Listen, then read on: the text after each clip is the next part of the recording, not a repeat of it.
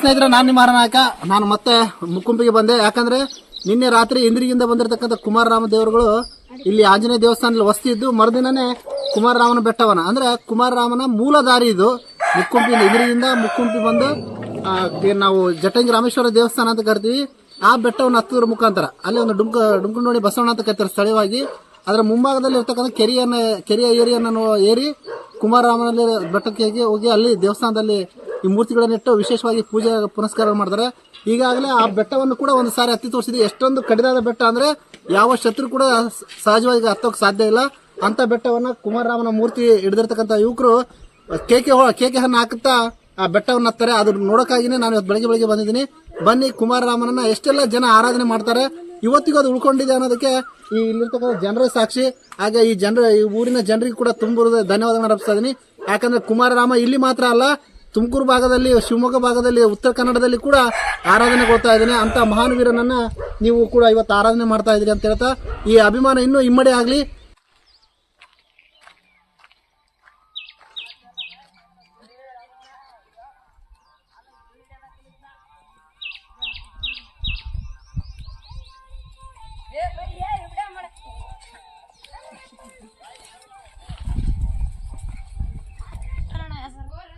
ಬರಲಿಲ್ಲ ಅದು.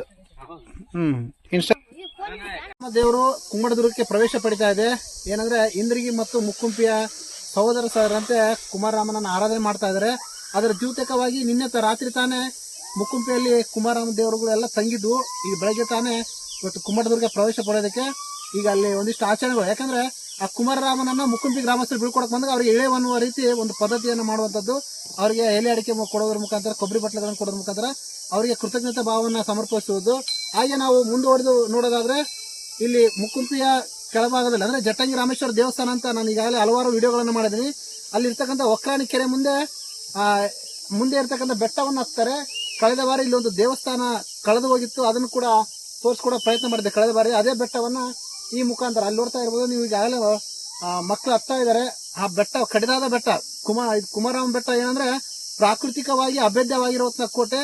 ಅದಕ್ಕೆ ಸಾಕ್ಷಿಯಾಗಿ ಇವತ್ತಿಗೂ ಕೂಡ ಜನ ನಾವೇನು ಕಮ್ಮಿಲ್ಲ, ನಾವು ಕುಮಾರರಾಮನೇ ಒತ್ತು ನಡೆಸ್ತಾ ಇದೀವಿ, ನಮ್ಗೆ ಈ ಬೆಟ್ಟ ಯಾವ ಲೆಕ್ಕ ಅಂತ ಹೇಳಿ ಎಲ್ಲ ಯುವಕರು ಕೂಡ ಇದನ್ನ ಹತ್ತಾ ಇದ್ದಾರೆ. ಕುಮಾರರಾಮ ಹೇಗೆಲ್ಲ ದೈವವಾಗಿದ್ದಾರೆ ಅನ್ನೋದಕ್ಕೆ ಈ ಆಚರಣೆಗಳು ಸಾಕ್ಷಿ ಆಗುತ್ತೆ. ನಿಜಕ್ಕೂ ಇಂದ್ರಿಗಿ ಗ್ರಾಮಸ್ಥರಿಗೆ ತುಂಬ ಹೃದಯದ ಧನ್ಯವಾದಗಳನ್ನು ಹೇಳ್ತೀನಿ. ಯಾಕಂದ್ರೆ ಇವತ್ತು ಹಿರಿಯರ್ಕಿಂತ ಸ್ವಲ್ಪ ಕಿರಿಯರೇ ಜಾಸ್ತಿ ಇದ್ದಾರೆ ಯುವಕರು.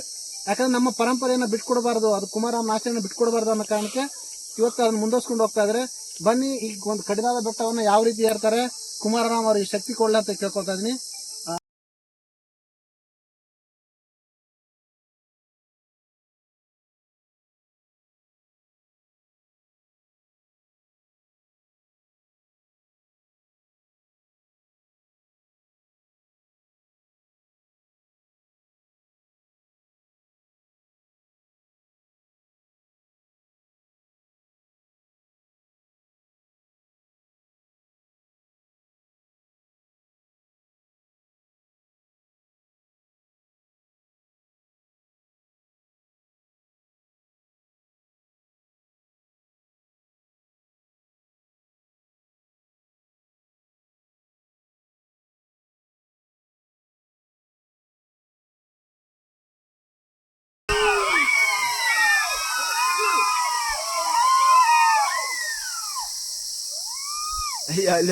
ಏ ಪೂಜಾರಿ, ಒಳ್ಳ ಪೂಜಾರಿ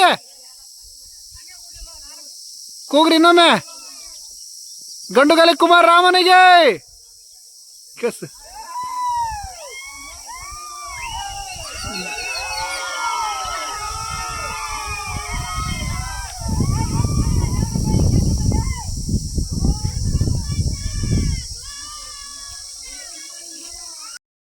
ಸ್ನೇಹಿತರೆ, ನೀವು ನೋಡ್ತಾ ಇದ್ರಲ್ಲ, ಅದು ಬುಕ್ಕರಾಯನ ದ್ವಾರಬಾಗ್ಲು.